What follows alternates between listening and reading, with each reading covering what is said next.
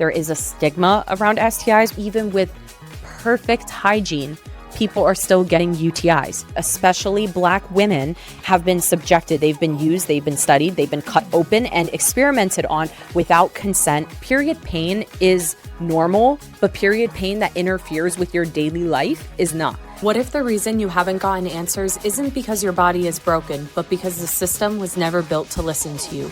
Welcome to G Chats. Hi guys, welcome back to G Chats with your host, Gianna Jara, here in the G Spot. And in today's episode, it's kind of going to be a yay or nay, where I'm basically going through some home remedies and sharing if I think it's a yay or a nay. So it's pretty self-explanatory. And I do want to make a quick little disclaimer because I feel like a lot of people don't recognize this. Look, I am not against at-home remedies. I just am coming from a scientific perspective. I think a lot of people don't realize I am a biomedical engineer. I study microbiology. I study the science. So for me, when I'm reaching for a home remedy, I'm looking for the science to back it. That doesn't mean that I discredit all natural home remedies. I'm also Middle Eastern. I'm first generation Syrian American. My mom busts out all of the at-home remedies since I was a kid. The one time I was in the sun and I had a little bit of sensitivity because I was in the sun for way too long. I had some sensitivity on my chest, almost like a little bit of like hives, like it was itchy, which my mom was like, maybe you have a sunburn. She busted out the yogurt that she made with the whole milk and started slathering it on my chest to cool it down. She's like, in Syria, like we do that and stuff like that. My mom has like at-home remedies when we have a cold. My mom's boiling onion and garlic and orange peels and making like za'atar and using oregano. Like she's been using the home remedies since I was a kid. So I'm not against home remedies. I come from a long line of ancestors who have used home remedies. I'm not against them. But with that being said, I feel like there's some things that, yeah, it's a home remedy, but we should set expectations clear. There's some science that I can acknowledge or explain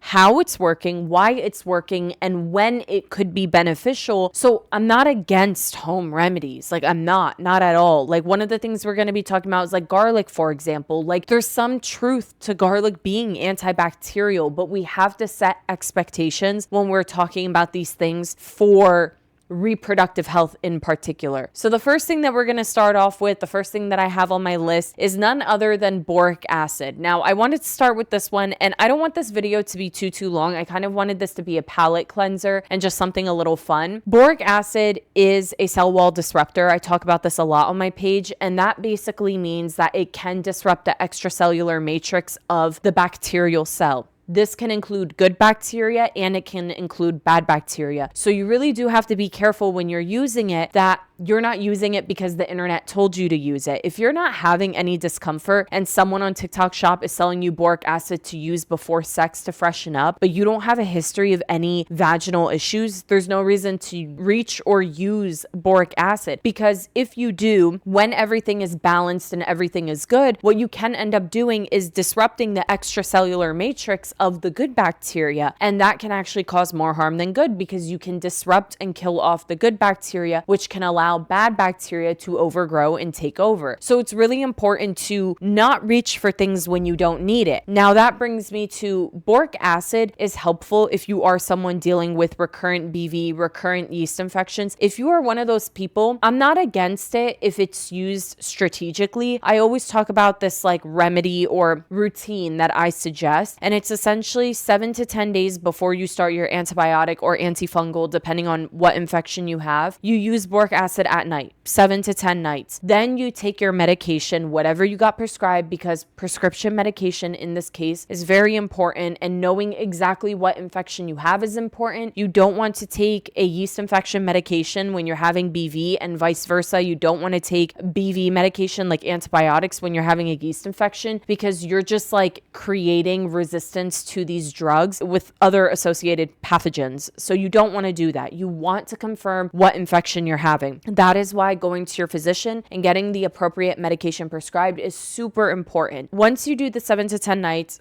take your associated medication, And while you're on the associated medication, yeast medication or BV medication, you can also start probiotics during this time. After you complete your medication, you also want to continue taking your probiotics. The goal here is that you're disrupting the cell wall of the bacterial vaginosis or the yeast infection. You're then using targeted medication to then be able to penetrate the infection or the pathogen that you're targeting. And then you're taking good bacteria or bringing good bacteria in to now take over the environment. You want good bacteria to compete and take over. That right there sets you up to have long-term restoration and maintenance of a healthy and balanced vaginal environment. So boric acid is usually a nay because I don't think that there's ever a need for it. You don't need it after your period. You don't need it before or after sex. You don't need it to be freshening up once a month. And if you feel like, oh, there's an odor every single month after my period, oh, there's an odor after sex, that points to your microbiome is not balanced, which boric acid can be a part of the routine we just talked about. But the goal needs to be to rebalance the microbiome, not, oh, let me just use boric acid as maintenance, because it's never truly fixing the problem. It's something that you're becoming dependent on month over month because you feel like you need to kill off bacteria because your period is causing bacteria to grow. And maybe that is true. BV does flare around your period or after sex because these things can create perfect environments for BV bacteria to flourish. However, the solution isn't to just like diminish it with boric acid. Boric acid's not doing much of the diminishing. In fact, what you want is for good bacteria to take over. The good bacteria is what's going to make the bad bacteria diminish and prevent the bad bacteria from overgrowing and flourishing. I recommend using boric acid strategically if you're someone struggling with recurring odor, recurring foul odor, recurring itching, burning during certain times of the month, or if you've been known to have an infection. If you have BV, you've been diagnosed with BV or a yeast infection, it's possible that you could have a biofilm, and a biofilm can make it much harder for an antifungal like diflucan or metronidazole for Gardnerella for BV bacteria to actually work. So using boric acid first can be incredibly helpful. Next up, we have cranberry juice for UTIs. This one, immediate nay. I do not approve of cranberry juice for urinary tract infections because there's always a little bit of truth that society has misconstrued and misinterpreted because people just love to spread misinformation. The reason why cranberries in particular are very helpful for UTIs is because cranberries and a lot of different berries, even blueberries, they contain these things called proanthocyanidins. We call them PACs for short. Now, PACs can come in multiple forms. There's a double bonded molecular structure, PACs, and there's a single bonded molecular structure. The double bonded molecular structure of PACs is what's actually helpful for urinary tract infections or for the urinary tract because the double bonded molecular structure of PACs actually attaches to the epithelial cells within the bladder and can help flush out E. coli and prevent adhesion of uropathogenic E. coli from sticking to the bladder. This has been clinically proven. So these aren't like false statements. This is a clinical study was done. This is clinically proven, and it's 36 milligrams of PACs from cranberry extracts that have been proven to be able to do this. The double bonded molecular structure of PACs in cranberries is not found in blueberries. Blueberries has the single bonded molecular structure. You want the double bonded molecular structure. So that's why cranberries contain the necessary proanthocyanidin to help with the urinary tract. However, when it comes to cranberry juice, especially cranberry juice cocktails that you find at the store, they don't even contain PACs in them. They don't. They're loaded with sugars. I mean, if you get a cranberry concentrate, it's possible, but that is why I'm always like, if you are looking for PACs from cranberries and you want like a cranberry extract, supplementation is probably the best, but not just any supplement. And that is why like in our product with Clarity, there's a standardized amount of cranberry extract that contains the 36 milligrams of PACs that's necessary to actually prevent the E. coli from attaching to the bladder and causing urinary tract infections. So I think it's really important to understand like cranberries are useful. Cranberry juice, however, does not contain the PACs that we need inside of the cranberry to see any benefits. So that's why I always recommend supplementation. And if the supplement on the website or on the packaging does not specify that it contains 36 milligrams of proanthocyanidins, then you might as well skip it. It's probably not going to be a good supplement for you and actually provide any real benefits. Next up, we have coconut oil. Now, coconut oil is something I see all the time because people say coconut oil is antibacterial, and I do not recommend it for the vulva, for the vagina. I don't think it's necessary. Coconut oil is extremely thick, and because of its thickness and the fact that it's such a strong emollient, it can cause buildup. It can harbor bacteria. It's just not ideal. I don't see a purpose in it. If you're someone who's like specifically looking for lubrication, you want to lubricate down there, I prefer hyaluronic acid. I feel like a lot of people don't know this, but there are hyaluronic acid suppositories that are great for people who are going through menopause because it's very helpful for nourishing the tissue, the vaginal tissue. It is called Rivari by Bonafide, the brand Bonafide. I love the vaginal dryness moisturizer because it contains hyaluronic acid. It's a very good one. Biomedical engineering, big sister approved. If I was ever struggling with any type of burning or dryness, like burning that was associated from dryness, I would definitely use the Rivari. It's very good. Let me go through the ingredients with you guys. Yeah, hyaluronic acid. There's a 5 milligram one. There's a 10 milligram one. You might want to start off with the 5 milligram because 10 milligrams might cause some stinging or burning. I love this. I would recommend that. And that's like the main ingredient. It's a hyaluronic acid suppository. So it's meant to nourish the vaginal tissue. Even if you're someone who's struggled with recurring infections, I think that it's a great product. I would recommend that over nourishing your vaginal tissue with coconut oil. I don't think that that's going to add any nourishment. And I know some people look to use it because it's antibacterial, but it's not going to provide any antibacterial effect like people think. So I just wouldn't reach for that. If you're struggling with dryness, especially on the inside, use a hyaluronic suppository like Bonafides. If you're looking to nourish the outside, there is this brand called Kindra. They have a peptide serum that I really enjoy. It's a peptide serum, and then they have a peptide lotion. My pelvic floor therapist actually told me about this. Love it, swear by it. I used it on the outside externally when I struggled with UTIs and I started doing pelvic floor therapy. I was using the Kindra serum and lotion duo to help hydrate around the urethra and hydrate my vulvar area because the tissue felt very sensitive and raw. I was struggling with pelvic floor dysfunction, so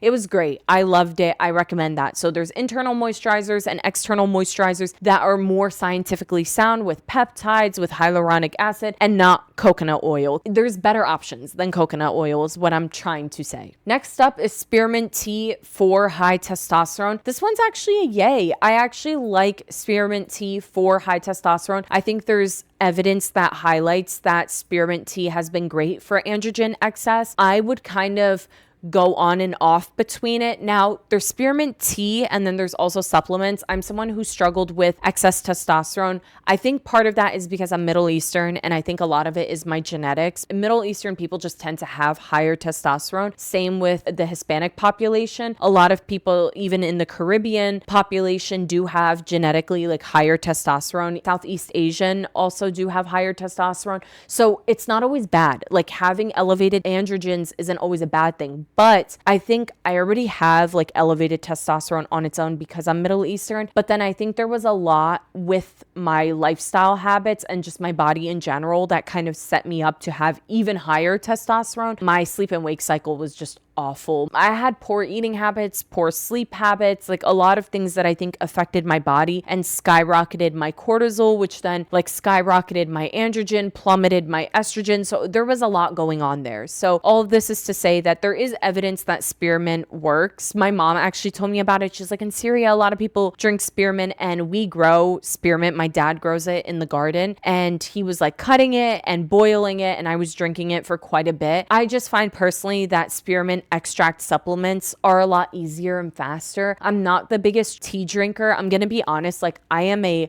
water person or coffee. And even with coffee, I don't drink that much coffee every single day. I drink like a cup. Like I'll have a latte a day. That is my coffee. So other than like having that latte and then having my 2 liters of water, That's all I drink. So I'm not a tea person. So I did feel like, oh, I don't want to like wake up and drink tea first thing in the morning. I'm more like, get me my water first thing in the morning, because I don't like to drink a lot of water before bed because I feel like my bladder is so tiny. I'll drink a cup before bed and I have to pee middle of the night. And I don't like holding in my urine. It's not good to do that. And I also am super lazy and don't want to get up. So I just try to avoid drinking water right before bed so that I don't have to pee in the middle of the night, because my bladder will wake my brain up. Because of that, I'm like, I need water first thing in the morning. So drinking tea feels a little inconvenient for me. So I like taking a spearmint supplement, and I'm not sure of the brand. I mean, I'm not going to lie. There's a few brands I've went through on Amazon. There's not one that I'm like, this is the best. Spearmint is spearmint, as long as it's like some standardized extracts. They're third party tested, like, go through reviews, make sure that it's a good brand. I do like spearmint for excess testosterone. And I have noticed for me that any excess or unwanted facial hair was reduced when I do take the spearmint. And I've noticed when I cycled off of it, so like I take the spearmint, everything's great for about 2 to 3 months.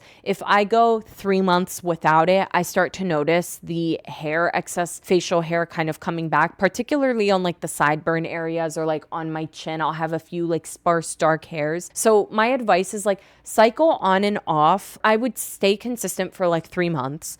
Then I'd go a month without it, then cycle on a month, then maybe go a month without it, and then do like every other month. I would get your body kind of adjusted for 3 months and then cycle on and off so that your body can kind of like enjoy it without you overdoing it. I really do like it. I approve. I think it's helpful for people with PCOS because they typically have androgen excess. And there is research that shows that drinking spearmint tea, I think it was twice a day for a month, had a reduction in androgen activity as well as a facial hair. So I like it. I approve. It's a yay from me. Next up, we have dandelion tea. So this one, I mean, honestly, it depends what you're using it for. If you're using dandelion tea because you want to prevent UTIs, then it's kind of a nay. I mean, ultimately, again, there's always a little bit of science behind these remedies. Dandelion tea is a mild natural diuretic, meaning that it makes you pee. And you can pee more frequently, which is good if you're someone who wants to be flushing your urinary tract quite often. So it could be helpful in that scenario. But I wouldn't say that it's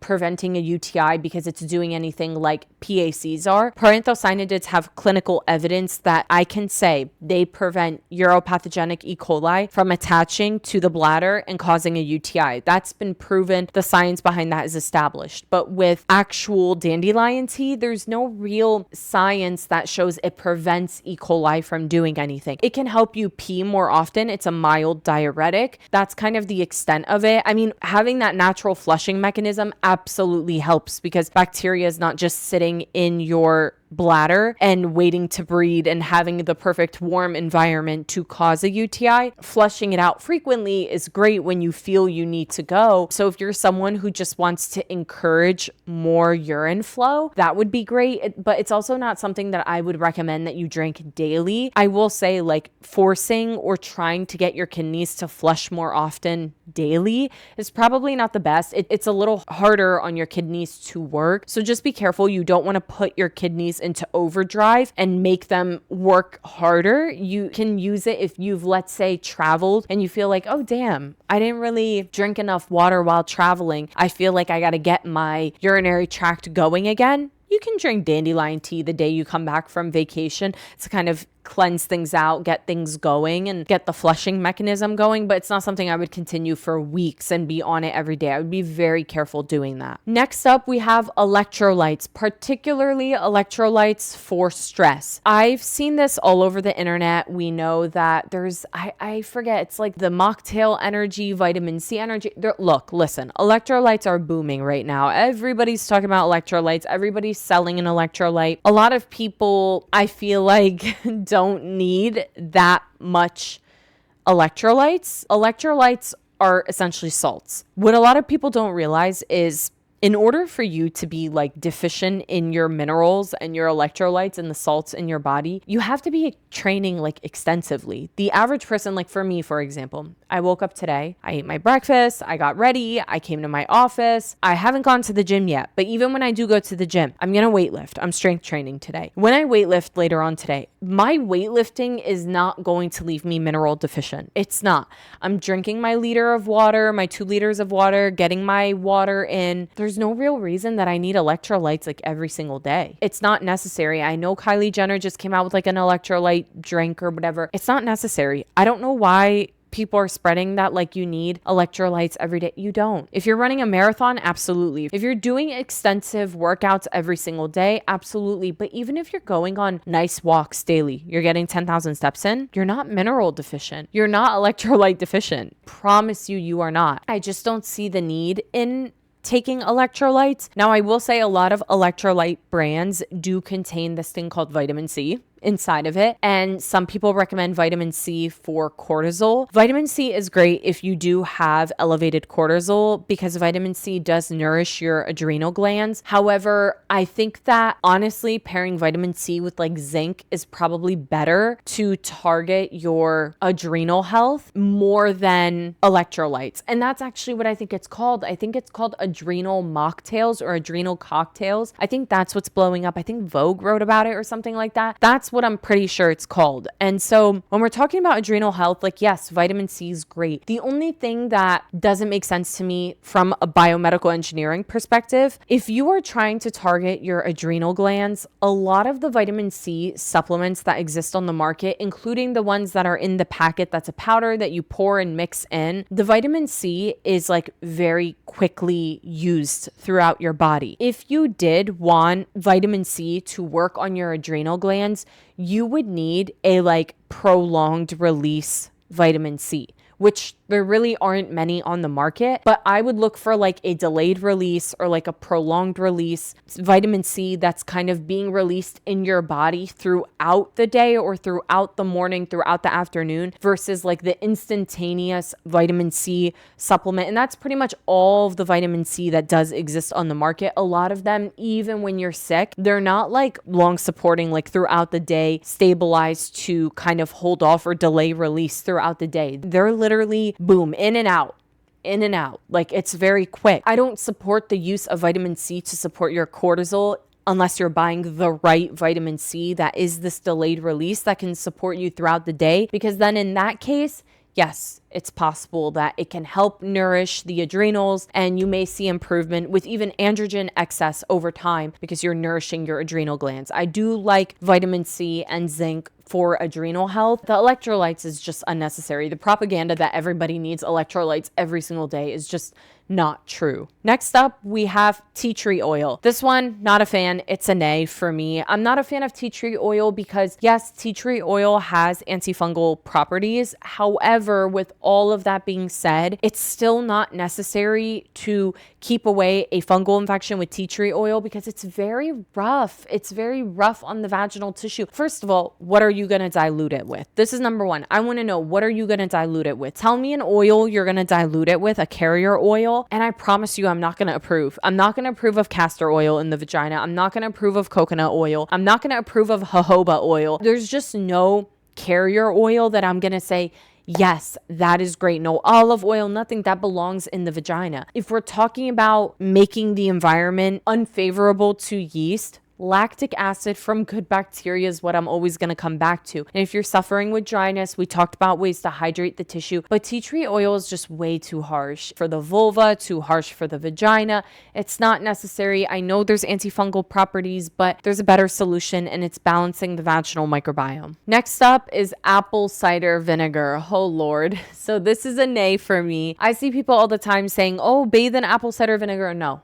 Don't bathe in apple cider vinegar. You don't need to bathe in apple cider vinegar. It's not necessary. Apple cider vinegar is not what's balancing your vaginal pH. What balances your vaginal pH is lactic acid from good bacteria. Like, I sound like a broken record. I'm sorry, but you don't need apple cider vinegar. Apple cider vinegar, yes, is acidic. And I think this is the misconception. People hear, oh, something's acidic, and they're like, that must mean that it's going to balance my vaginal pH. No, people thought the same thing with boric acid. People think this way about anything that's an acid. They think, oh my God, so it must be helpful to my vagina. No, the vagina is acidic and it sits between a 3.8 and a 4.5 because of good bacteria. Good bacteria produces one of the main byproducts is lactic acid, and lactic acid is what makes the environment acidic. That is what makes your vagina acidic. You do not need apple cider vinegar. Apple cider vinegar is acidic because of acetic acid, and acetic acid falls below the 3.8 to the 4.5.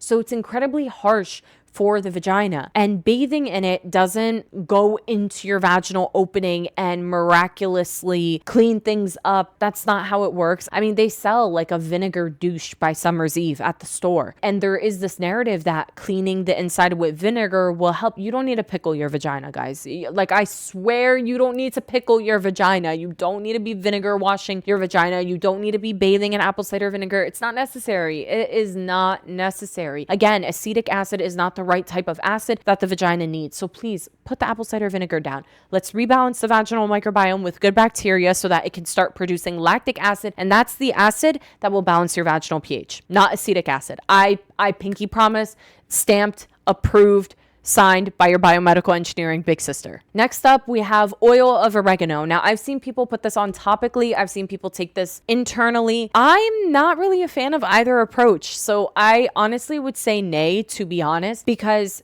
a lot of people don't realize that when you take it internally, yes, oregano oil, again, there's truth behind it. It is an antibacterial ingredient. It does have antibacterial properties, but that can be incredibly harsh on the gut. And the last thing you want to do is F up your gut. You do not want to mess up your gut microbiome. Your gut microbiome being balanced and healthy is so important for your estrogen metabolism, for your hormones, for your stress levels, for your immune system. If you are completely fine and healthy and you start taking oil of oregano to get rid of bad bacteria, guys, you can kill off the good bacteria, ruin the diversity in your gut, and cause more harm than good. So oil of oregano can be useful if like you just had like C. diff, you took antibiotics, and you kind of want to approach it like the routine I talked about with boric acid, how you want to use boric acid, then your antibiotics, and then your probiotics. You could do a similar approach where you're taking some oil of oregano, you're taking your medication for C. diff or H. pylori or something like that. You had a gut infection, and then you want to take like your probiotics and start rebuilding the good bacteria, the gut lining, and all of that. Potentially, like, I'm not against it in that way, but I just see too many people who start off their morning with like a little morning mocktail, and they're like, this is like what I'm juicing, and they'll take like an immune shot, and there's oil of oregano. I'm like, guys, no, you're going to disrupt your microbiome. It's not necessary. So I'm not really a fan. And then definitely do not put oil of oregano on your vulva. Listen, if you put oil of oregano on your vulva, you will be up in the skies. Oil of oregano burns like hell. If you ever bought the tincture of oil of oregano and dropped it on your tongue, you haven't known spice until you've tried oil of oregano. The very first time I tried oil of oregano was during COVID. I'm not against oil of oregano because it does have antibacterial, sometimes antiviral properties. It's been explored. That active ingredient inside of oil of oregano has been shown to have some antifungal, antibacterial, antiviral properties. I was using it during COVID. I'm not gonna lie, I've had COVID twice in my lifetime. The second time that I had COVID, my boyfriend and I both had it, and we both took oil of oregano. We were good within 2 days. Again, I'm not against home remedies. I grew up in a Middle Eastern home. I don't hate oil of oregano, but I used it very specifically. I used it for a point in time in my life. I had COVID. I was trying to get rid of it. It was very strategic. It wasn't like, oh, I need to be on oil of oregano because of X, Y, Z. I used it specifically for this reason. And I felt like I got better from COVID very fast. My boyfriend Daniel agrees with that. All of this is to say that we read about it and was like, we need to get oil of oregano. So we got it, and we bought the tincture because it had the highest percentage of the carvacrol. When we put the oil of oregano on our tongue, holy shit, I almost passed out. It was so spicy. We thought like, oh, we'll pour it on our tongue and swallow. Oh my God, it burned so bad. We were like, Like, I'm not joking. It was so bad. We were unwell. So I do not put it on your vulva. If you put it on your finger and stick it up your coochie, guys, oh my God. Thinking of it makes my skin crawl. Don't put it down there. If you're going to take it internally for a targeted approach, it depends. Like, I'm okay with it. But generally speaking, don't nay to put it on the vulva. Internal, occasionally, I can get behind. I'm not going to be a hypocrite. I've used it for COVID. Would I use it for BV? A yeast infection, a UTI? Absolutely not. Would I use it if I'm having a cold? Sure, potentially for the first few days, and then get onto my immune supplements, my vitamin C's, my probiotics, build the gut lining, probiotics, things like that. Like, yes, it depends with oil of oregano. Next up, we have D-mannose. This is a yay from me. I still use D-mannose. I love D-mannose. There's research behind it. D-mannose is great. It's similar to proanthocyanidins in its approach. So it really does help compete for adhesion inside of the bladder and prevent bacteria from attaching and causing a UTI. So I do like D-mannose. I'm fond of it. I don't have much to say about this. When I do travel, I take D-mannose with me. It always comes with me. I love D-mannose. I haven't traveled without it. It is my like ride or die. I will take it the night before I travel. And honestly, a lot of that is because I have travel anxiety and I have my history of UTIs. I'm very afraid of like getting a UTI while I'm traveling because I'm not drinking water. It's really hard. Like, even when you're on a resort, guys, I have this jug that I keep with me that I drink every single day. I can't take the jug with me to the airport. I mean, I guess I can, but I don't want to be carrying it. You guys know how it is to travel, and there's no point in me taking it with me. So what ends up happening is like room service gives you like a bottle a day, and I drink the bottle, but I'll drink the bottle and then it's like I finish a bottle of water in like not even an hour, 30 minutes, the bottle of water is gone. So I feel like then throughout the day, I don't have a bottle of water. So I've actually been the type where like anytime my boyfriend and I travel somewhere, I'm like, let's stop at a local grocery store or like somewhere that they have cases of water. Let's get a case of water and let's bring it back to the hotel. And then we have a case of water there for a whole week, because I will literally spend so much money at the hotel getting water when it doesn't make sense. We can just like go to Walmart or go anywhere, CVS, Walgreens, whatever's closest, like giant food stores, something like anywhere, and get a case of water to have at the hotel. And then him and I are just like drinking water. All of this is to say that naturally, I feel like I'm not drinking my usual amount when I'm on vacation or when I am traveling. So because of that, I feel like I get like a burning sensation when I am traveling. So D-mannose is just like my safety net, and I keep it with me. I really do love it. There's many different brands that you can buy online or even in store. I know Azo has one that I've used before and I enjoy. So it's a yay for me. Okay, guys, I think we're going to do one more. Let me look at this list and let me pick like a good one. Ooh, okay. We've been talking about like yeast infections, BV, UTIs. So I want to talk about something that's for period. That is raspberry leaf tea. Honestly, this one's a yay for me. I am someone who has used it, and I feel like I notice a difference when I drink raspberry leaf tea when I am on my period. I enjoy it. I feel like it helps reduce my cramps. I drink it like 2 days before my period comes. Sometimes I start to feel it. Again, I'm not someone who's like drinking it the whole week because I'm not a huge tea drinker, so I don't really care for tea. But I do sometimes start it because those cramps will kick in. I'm like, okay, here we go. My period's coming. So I'll start with raspberry leaf tea. And I notice that there is a difference and an improvement in my cramps when I do start raspberry leaf tea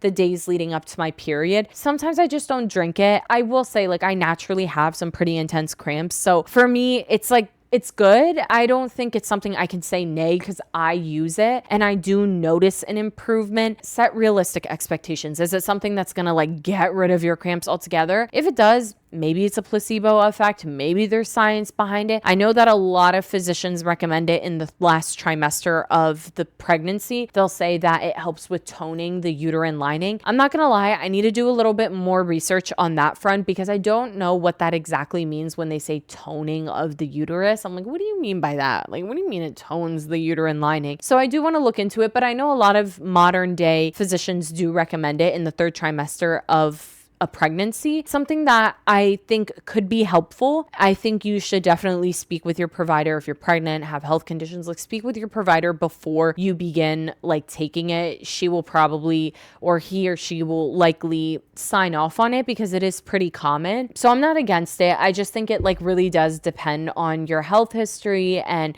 what you're looking to use it for. I think what I've heard the most is for menstrual cramps and for third trimester pregnancies. And I personally think it's a yay. I've noticed some improvement when I take it for my period. So I think it could be helpful. I'm not against it at all. So that is kind of it, guys. I hope that you guys like this. If there are more that you want me to talk about, more at-home remedies that you want me to do a yay and nay on, please drop it down below in the comments and I can absolutely make a part 2 of yay or nay at home remedies and highlight the ones that you guys want me to talk about. These are kind of the ones that I put in my notes app as a list that I wanted to talk about that are very common that a lot of people ask me about. I hope that this was helpful and enjoyable. Let me know what you guys want to see in the next episode and I will see you soon. Bye guys.